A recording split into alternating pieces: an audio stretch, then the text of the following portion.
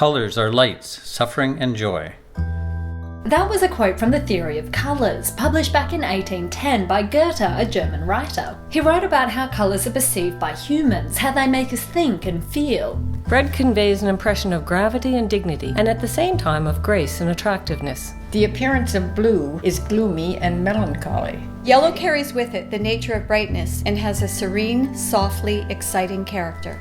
Goethe's definition of colour by our experience of it was dismissed by the scientific community. Physicists like Newton knew colour was wavelengths of visible light. But Goethe's colour wheel is beautiful in its simplicity and in its recognition of how our environment affects our psychological states.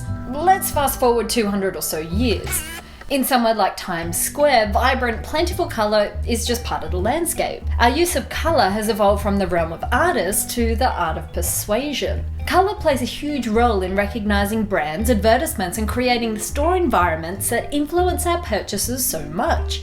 Research shows red creates a sense of urgency, it increases our heart rate and leads to spontaneous purchases. Blue is calm, cool, and leads us to be more well considered in our spending. Researchers found a correlation between pleasant emotions and the wavelength of a colour, so people felt more pleasant when they were exposed to short wavelength colours like blue. One study even looked at how blue and red influence our shopping behaviour. 2 stores were constructed, one with a red colour scheme and one with a blue colour scheme. Participants were given some money and the task of buying a TV. It was found there were longer browsing times and more purchases in the blue store. Another study found that shoppers are 15% more likely to return to a store with a blue colour scheme than those with an orange colour scheme. But these studies just group colours and effects together. What about brightness and saturation, the intensity of a colour? And of course there's more than colour involved. There's influences like smell, music, temperature, and salespeople.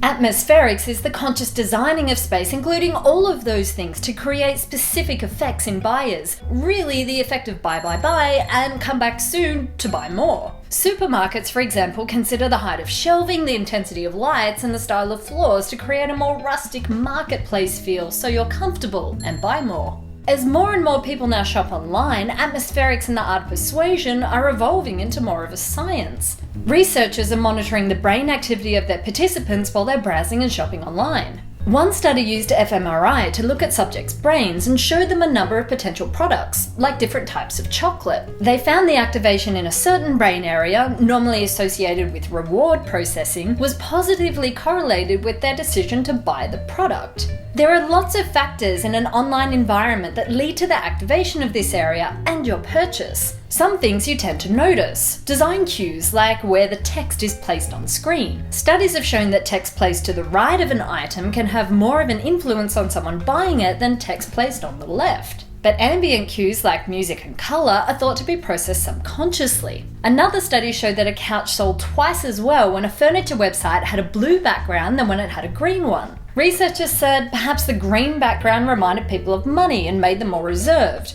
whereas the blue triggered a relaxed state of mind. This may all seem trivial, but colour has been shown to influence our mood, behaviour, and what we buy, whether it's in store or online. And 200 or so years after Goethe, we're still asking questions about just how colour affects emotion.